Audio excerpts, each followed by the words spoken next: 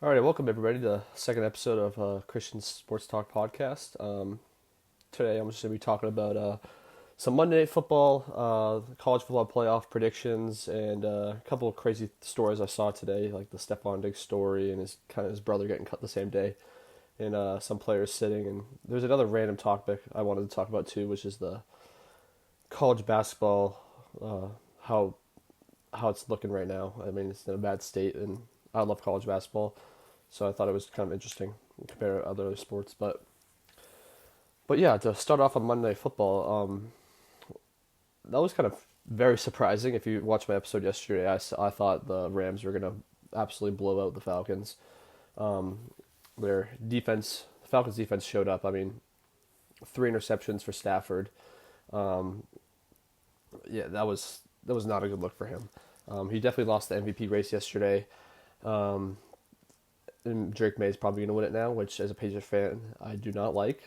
I think the MVP means you're not going to win the Super Bowl. I mean, I don't know who the last person who did it was, but I feel like every year, whoever wins the MVP never wins the Super Bowl. So I feel like it's a hopefully something crazy happens last week or something, someone else can get it. But yeah, the Rams, uh, I think they're coming back to earth a little bit. We thought for a couple weeks there that they would be probably the best team in the NFL and clearly the number one seed in the NFC. And ever since really that Carolina game, I think things have really changed for them. Um, I think, well, first of all, I don't think they're very good outside.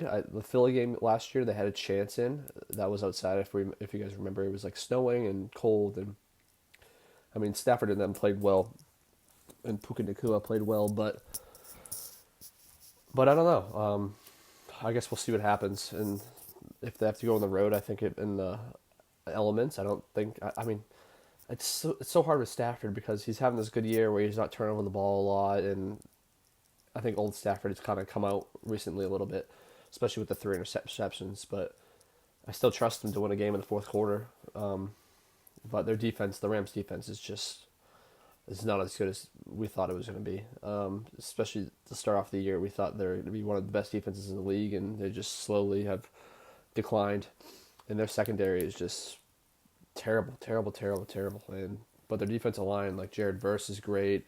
Um, they got a couple of D tackles that are really good. Their linebackers are great, especially that landman guy. And yeah, but their defensive line should be all right. It's just all about their secondary. I mean, and especially with them being a little banged up right now too in the safety position. I don't know. I think I've lost a lot of faith in the Rams. Like I said, I think I was with everybody else at the beginning of the year. Like, yeah, this might be their year again. Um, but I don't know if I really trust Puka Nacua. Yeah, he's a great player, but off the field he seems like a little bit of a problem. Now it's kind of seems like it's coming maybe a little bit of a distraction. You saw the video in the locker room a couple weeks ago where he wanted to live stream and all the vets were telling him to turn it off and he wouldn't turn it off. And you saw the off the field stuff that I'm not gonna really talk about because it's not my place to, but yeah. And Atlanta's defense last night though was like I said earlier. I mean, they shut down Stafford, three interceptions. I mean, yeah, the second half they came back a little bit, and I think that one pass interference call when Tutu Atwell was getting his arm held down. Uh, like I said yesterday, I'm okay with games not being decided by flags, so I guess I have to be consistent with that. But that was clearly a pass interference. Um, but I'm okay with not the flag being there, unless it's I don't know. It was kind of a bang bang play. Like I'm not the biggest refs guy. I think they're all horrible, especially in football. But it's definitely hard to be a ref, you know. Um, Especially in slow motion, you see things a lot more, and in real time, everything's going so fast, so they have to make a call right then and there. They can't go back and look at replay and stuff, obviously. So, but also that sideline catch that Puka Nacua almost made, that was a great play by the defensive back, AJ Terrell. He's a great player, but that was, I mean, if Puka Nacua came down with the catch, that would have been one of the greatest catches we've ever seen. I mean, this guy week in week out is making these unbelievable, crazy catches that you just don't see every week, and he's always producing. But it was weird. I feel like yesterday, I mean, he had six receptions, but he didn't have that many yards, and Stafford really, I don't know. I feel like all their running, they didn't have anybody higher than 6 receptions, and I think Devontae Adams' loss is kind of hurting them right now, because he's been great with them, especially him and Stafford's connection has been unbelievable. And I thought Devontae Adams was done really after the Jets year and the last year with the Raiders. I thought he was cashed and he just kind of was out there for the money and stuff like that. But they're definitely missing him, and hopefully he can come back for the playoffs for them because I feel like that kind of changes it a little bit for them. But that defense is still just not as good as we thought it was. But and yesterday they just could not stop the run, especially that big 93-yard touchdown Bijan Robinson had. That was crazy. And Bijan Robinson yesterday he had 195 yards, so take out that 93-yard TD, he still had 102 yards. But he did have 22 carries, and let's be real, Kirk Cousins threw the ball 20 times, only completed 13 of them for 126 yards and a touchdown. And that's I can't believe they won that game like that. You would think that Cousins would have to kind of outduel Stafford, and he did really virtually nothing, really. And it was just all Bijan Robinson. And I think the Atlanta's offensive line is a really good offensive line. They have a lot of injuries right now to their big players, but they're still really, really, really good offensive line. And I was definitely very surprised with that result of the game. Like I said yesterday, I thought there was no way that Atlanta wins that game. And you heard me yesterday talking about Raheem Morris and how I think he's probably done after this year, and same as the offense coordinator. And I think if they go 8-9 and finish the year off, I don't know. That's something maybe to think about a little bit. I don't think he's the guy still, but who's out there? This cycle, coach's cycle, that I don't think there's anybody good out there really, unless you give Mike McCarthy another shot. But I don't think he's the guy either. Yes, he was good with the Cowboys, and I don't know. He never won the big game either. But I guess we'll see what happens. Maybe if Tomlin gets fired or Harbaugh gets fired, they go there. But I don't know. I don't think that would be the answer either. But especially the amount they play Kirk Cousins, and I don't know. It'll be interesting to see what they do with, like I said yesterday, with Matt Ryan, if they put him in the front office in that terrible owner. But I think the story yesterday was really about Bijan Robinson and Atlanta defense, and yeah, Stafford kind of lost the MVP yesterday. But it'll be, it depends on who's the Rams get in the first round of the playoffs. Like if they get maybe, I don't know, San Francisco, if they don't get the 1 seed, or the Bears, or Seattle, I think I would still pick Seattle over them. I think I would still pick the Bears over them. I don't know if I'll pick the 49ers over them. I don't think I would, but we'll see how Brock Purdy does, because like I said yesterday, Brock Purdy, this is the best ball Brock Purdy has played in his career. And yeah, it'll be nice. I think it's good for the league if the Rams are good, just because they're in LA. It's a big market and stuff like that. But I just don't really see it anymore this year with them. But yeah, those are my thoughts about Monday Night Football. I think we're going to move on to the college football playoff predictions now. I just kind of wanted to talk about those a little bit, since I feel like Alabama Oklahoma played like 2 months ago. It feel like so long ago, and James Madison and Oregon and Ole Miss and who they play, Tulane. But yeah, so tomorrow we got Miami and Ohio State. Ohio State's favored by 9.5. Not surprising there. I'd probably take the points with that. Ohio State's defense is just way too good, I think, especially with their Miami's horrible quarterback Carson Beck. I'm surprised even Miami won last week. I thought Texas A&M was, even though everybody was kind of saying they're fake, they're frauds and stuff like that, I kind of like that quarterback and that defense and that coach, so I thought they were for real, and I was wrong. And but yeah, 9.5 is a lot again in a playoff game, especially against Miami's defense. They have a great defense, and they do have some weapons on offense. I think just at the end of the day, it's all about the quarterback. I don't think Carson Beck is. I mean, when Georgia moves off him, I think that's a sign that he's not the guy. Um, Especially with his turnover problems and how his arm not being very good. But um, I think just Ohio State. I think everybody's kind of writing off Ohio State a little bit too early, ever since their loss in the Big Ten championship against Indiana. I mean, let's not forget Indiana's a great team. Um, they didn't lose to like Northwestern or something like that. They lost to Indiana. I think they're the team right now that probably a lot of people are picking because the coach and the quarterback. But yeah, I mean, uh, we'll see what happens with the run game of Miami though. If Miami can run the ball like they did in against Texas A&M, I think they maybe can hang in there for a little while. But I think Ohio State's just too good, too big, too bad, and I think this is Ohio State's year really to win it all again. I think they're better than last year, but we'll see what happens. I feel like every year there's a team that we all pick to win and they never win in college football. Recently since the new playoff, but yeah. So the next game we're talking about would be Oregon and Texas Tech, and Oregon's favored by 2.5. I think this is the game for me that's the most interesting game because they're both pretty similar teams, really.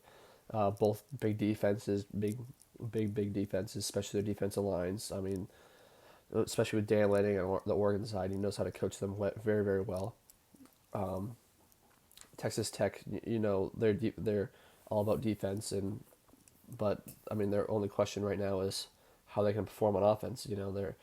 I think they'll be all right on offense. I think they've been a little overlooked on offense, but you know, I don't know. Well, I mean, we'll see what happens. I think that if the quarterback there in Texas Tech, sorry, I'm forgetting his name, but if he plays a good game, I think they can win. I mean, Oregon, Dante Moore, and I mean they just have so many injuries. We'll see who plays, who doesn't play for them, but um, yeah, I mean, I think Dante Moore is the most interesting story of the playoff besides Indiana. We'll see what happens. Like he can come back for another year. I think that he should, especially with who's picking at the top of the draft. Yeah, we saw the Jets aren't going to get the number one pick, but it will be the Raiders and the Giants. Giants already have Jackson Dart. It'll be interesting to see if they trade for them, trade the pick out, or they trade Jackson Dart. I don't think they would trade Jackson Dart because it seemed like they love him a lot. Or maybe that was just a day ball thing, but if Dante Moore comes out, he's easily the number 2 quarterback, and I mean, if he lands with the Jets, he's not going to be very good. We all know how that goes with the Jets. So I think maybe it'll be interesting to see what he does. I mean, and this is supposed to be Oregon's like rebuild year, and they're number 5 in the playoff right now. I mean, they'll be better next year, way better next year, and maybe he comes back and I don't know. It's a with his offensive coordinator leaving to go to another head coaching job, and I think maybe it was James Madison. I can't remember, but with him leaving, going somewhere else, I think maybe that has the writing on the wall for him. Unless I mean, it's Oregon; they could just pay him a ton of money to come back and probably make more money next year in the college football than in the NFL. Which a kid his age is definitely intriguing. The money. If I was him, I'd probably stay. Just I feel like maybe he has a little bit of Anthony Richardson, even though he's played longer, written on him. Even though I do think he's good and I do like him, I think you need another year. If you look at all the quarterbacks right now in the NFL, they all had a lot of college experience. I mean, except Drake May, but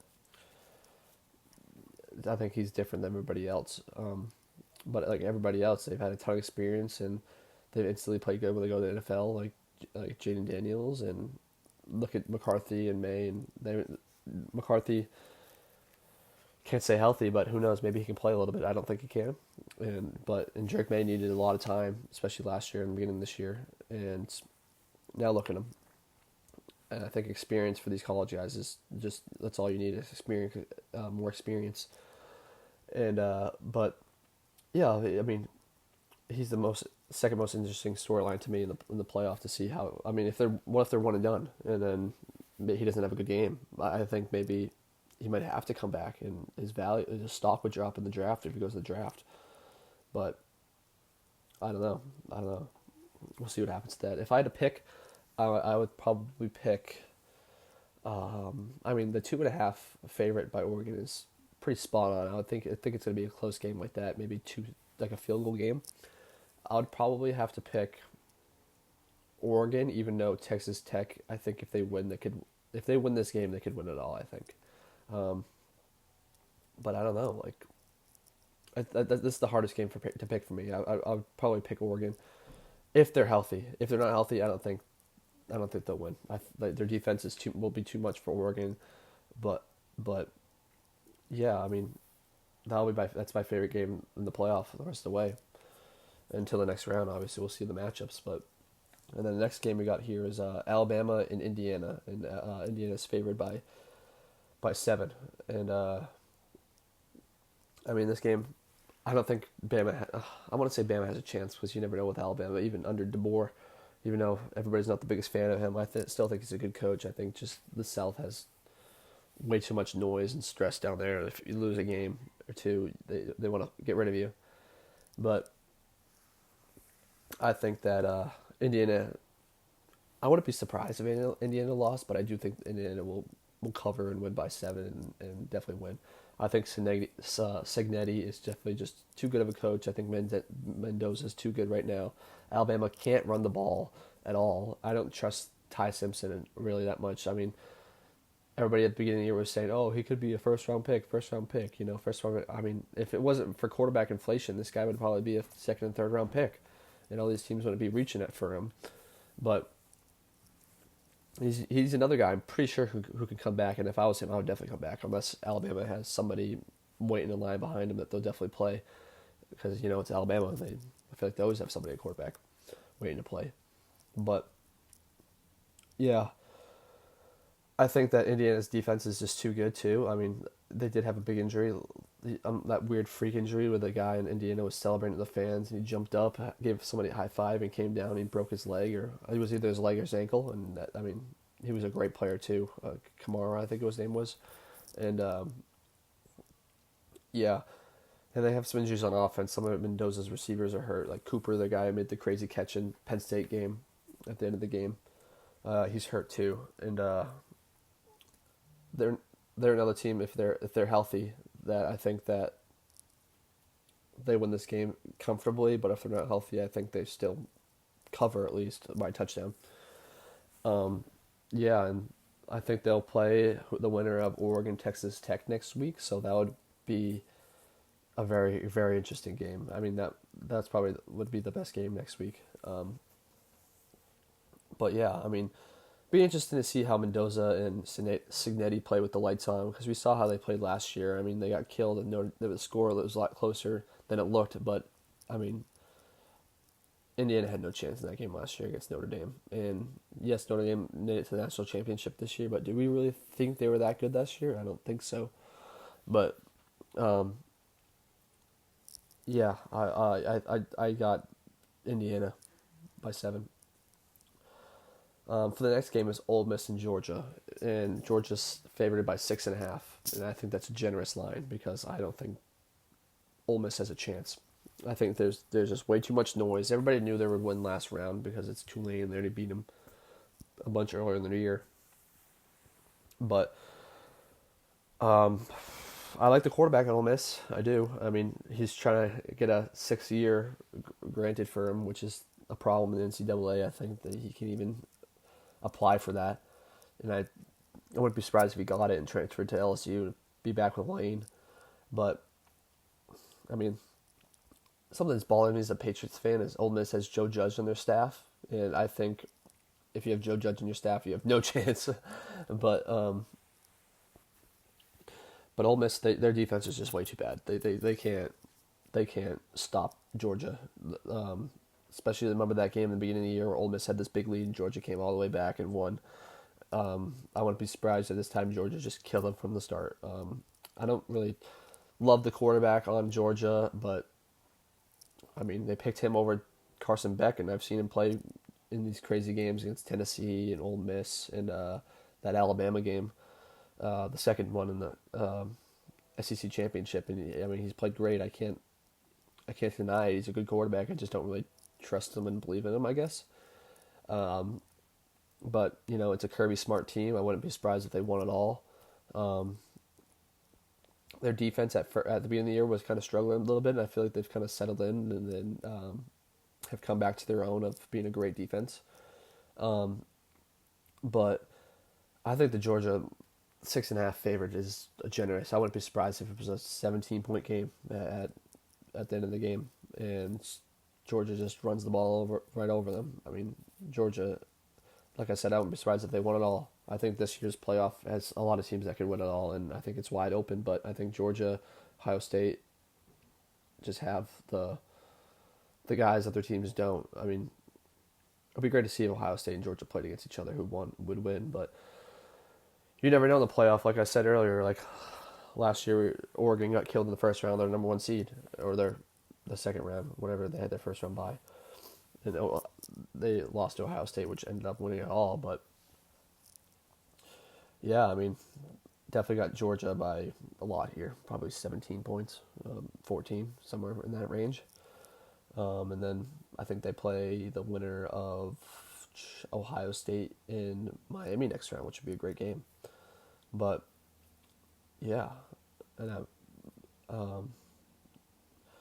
I think that Ole Miss, if they can hang in there, I feel like that would just be good for them too, because especially with the lane stuff and stuff like that, if they go out there and just get smoked, I think that's such a worse look than it already is for Kiffin and Ole Miss. And I feel bad for Ole Miss, but we all saw it coming. We all knew what Lane was going to do. But if Ole Miss can hang in there, maybe make it a game, and I mean, if they won, it would be unbelievable. I think it would be very surprising to me and other people out there, because I think a lot of people, including myself, they have no chance. They don't have a chance. But yeah, I think that that's our preview for the playoffs. I'm really excited for them. We've been waiting for a while to get the real good games now. I feel like it's been so long. I feel like they should have the games last weekend. But they want to stick to their their New Year's Eve, New Year's Day games, because they probably get the most eyes because everybody's at home or out at a bar and it's always on. So, yeah, and there's a lot of news today that came out last 2 days, really. And first one being that the Chargers are going to sit Justin Herbert, and they're playing the Broncos, and that was the Patriots and Jaguars' only chance to get to the 1 seed if the Broncos lose, and now the Broncos are probably going to steamroll them. It will be interesting to see if how much the Broncos take this serious. I bet they would take it serious, especially under Sean Payton, but maybe they'll still win, I think, if they don't play some of their good guys. I don't see why they wouldn't play their good guys, because they're trying to secure the 1 seed. But I don't know, it's very frustrating for me as a Patriots fan. I'm sure the Jaguars fans feel the same way. Like, we had a chance to get the 1 seed, get the first round bye, but that's kind of out the window. And you would think at the beginning of the year, like the Jaguars and the Patriots have lost some games maybe they shouldn't have, and at the beginning of the year, and if we take those ones back, we would. And but I mean, looks like it's going to go through Denver for the playoffs, and I think that place is a very tough place to play. I don't think it's a good thing for other teams that Denver has the 1 seed. But, I mean, I don't know how much you guys trust Bo Nix, but he's been playing better lately. I think he's starting to make me a little nervous. I thought he was kind of a bum. And then the more I watch him, the more I see how good his arm is and how athletic he is, how tough he is. And they might have found their guy. And so, especially after that terrible Raiders Thursday night game, I was like, whoa, this guy is not even... Is he even a starter in this league after that game? Like, how is he going to play from here? And he just keeps going up and up and up and up and up. But, yeah, that was... I wonder how Chargers fans feel about that, because I think if they lose, they get the 7 seed. And I don't know. If I'm the Chargers, I want to get the best seed I can, because I don't think the Chargers have a chance against the Patriots or the Jaguars. I think they have a chance against the Steelers. But maybe they could upset the Jaguars, and I don't know, maybe Harbaugh pulls some crazy stuff out of his butt. But but against the Patriots or Jaguars. But I mean, I wouldn't be surprised just because those teams are Patriots and Jaguars are just so inexperienced and so young. Maybe Herbert in his age, even though he's still young, but he's been in the league for a while. And Harbaugh, just maybe they come in there and surprise some teams, but I doubt it, especially because they're just so not healthy up front on their on their offensive line. But yeah, there's another thing today that, as Patriots fans, very frustrating to see is the Steph Diggs arrest. I'm not sure if he got arrested or just got charged for it, but with multiple felonies. I think it was strangulation, assault, and a couple other things. But it's very frustrating to see because he's such a key part of the Patriots right now. He's probably our second or third best player, or fourth. He's definitely in the top five, and he just in these big games he's always there for us, and he can break up zone defense so well, and he just always got his key spots, and he's always come up big. And I swear every fourth down Diggs gets the ball, every third down long Diggs gets the ball, and we've been looking for this guy for a couple of years now, ever since Edelman left, and we finally have him. And I mean, it feels like not as dramatic, but Antonio Brown all over again. Like especially in the off season when he had the pig bag of drugs on the boat with all those women, and we're like, oh God, what's this idiot doing now? And then we hear this, and then even though he denies it, and him and his lawyer deny it, but he offered the victim a financial offer, quote unquote. Why would someone innocent and deny it, offer somebody money, you know? So obviously he did it. Obviously he's guilty. It'll be interesting to see what happens from here, if he gets suspended or if he's on the investigation list thing that I forget the name of it, where he can't play. But I mean, and his brother got cut today from the Cowboys. I know his brother has been not healthy, and has been wanting out from his contract there, and hasn't been happy. Which is, I mean, I don't know why he's not very good. He can't stay on the field. He used to be good a couple years ago, but he's just not the same anymore. But yeah, I mean, the Diggs situation. I mean, it's bad for the league too. I think because you want in the playoffs all the teams to be totally healthy to see the best products, I think. And now the Patriots potentially don't have him, and that's killer. I mean, especially all the injuries the Patriots have with Mac Hollins on IR, which was huge, and Kayshon Boutte has been banged up a little bit with his hamstring. Now he has concussion, and then Pop Douglas was injured. I mean, he still played last week, but you never know. And I mean, I like the Efton Chisholm guy. Excuse me. And Kyle Williams, like he's either one target, no catches, or one target, one catch, and a long touchdown. He's just very inconsistent. I mean, when he does get the ball, it's a touchdown. But I mean, what is it this year? He only has like 10 receptions or something like that. But I feel like when Drake May misses them, they're never on the same page ever. But yeah, I mean, it's definitely a tough day. I guess this arrest for Diggs or charges on him, I guess this happened like a while ago at the beginning of the month, and everybody heard about it, and it's just now coming out that it happened, which is odd. But yeah, I don't know. It would be interesting to see it happens because let's not forget a couple of years ago with the Pepper situation where ex-Patriot players playing the Patriots at the time. He's on the Steelers now.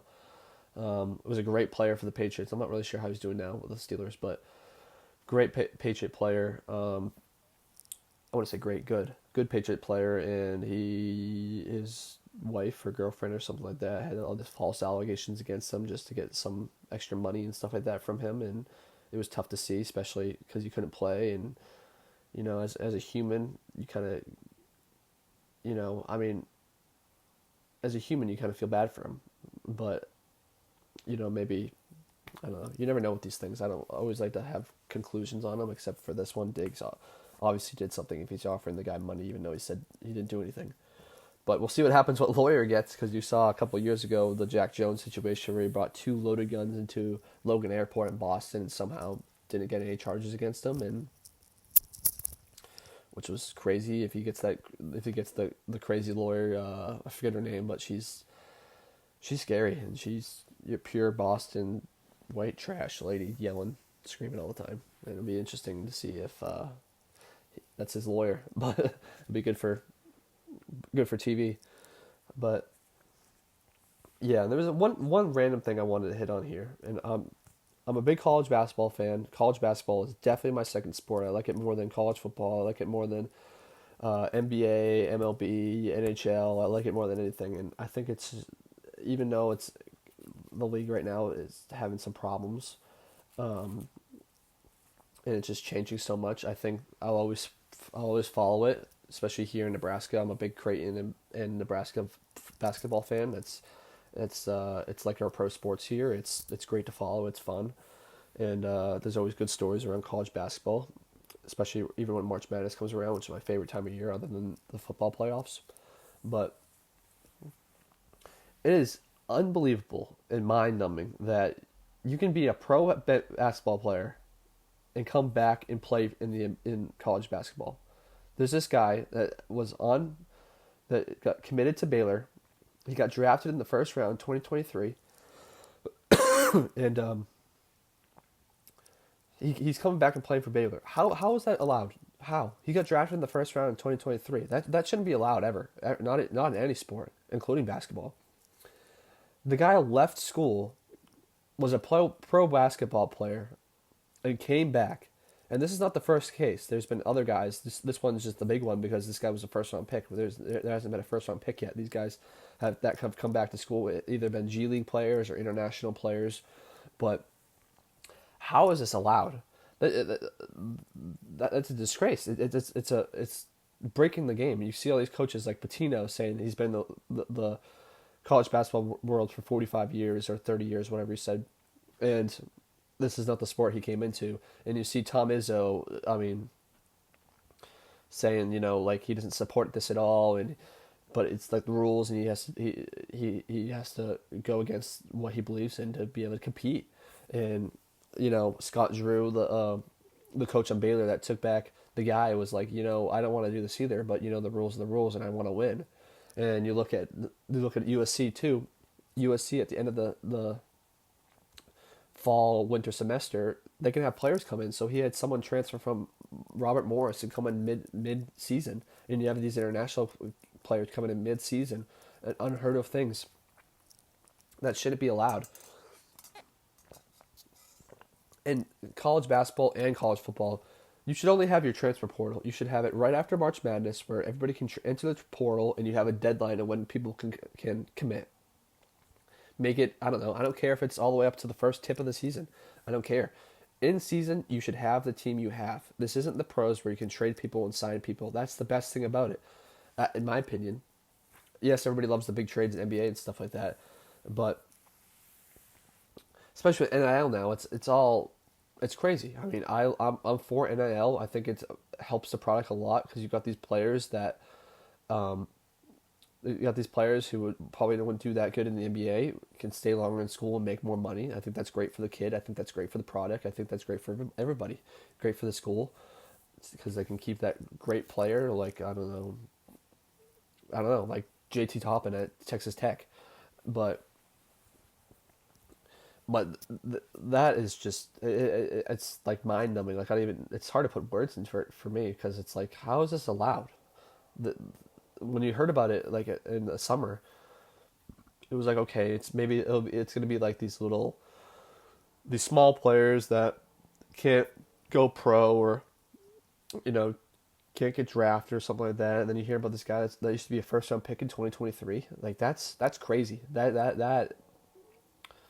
they're going to lose people. I mean, I'll never not watch college basketball, but people that are like, no NIL, no transfer portal, this stuff, that stuff. I want my college basketball back. I want my college sports back. Those type of people, they're going to be gone. They're out.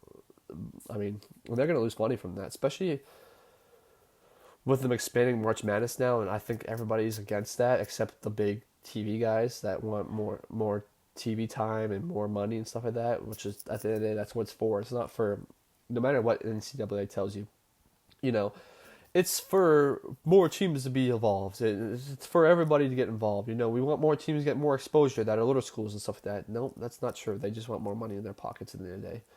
But the NCAA does. But yeah, that was just kind of something that's been bothering me, and I kind of wanted to rant about. And a little bit of shorter episode today because there wasn't much stuff in the news going on, especially at the end of the season. Everybody's trying to clinch playoffs and stuff like that, and the bad teams, they're kind of done and doing their thing. But our next episode, I'll be previewing the games for the weekend and maybe talk about some of the college football playoff products and see the scores and who won. And we'll look back at it and see if my predictions are right. They're never right, so I wouldn't be surprised if they're all wrong. But yeah, I mean, thank you for tuning in for the second episode, and I'll see you next time. See you later.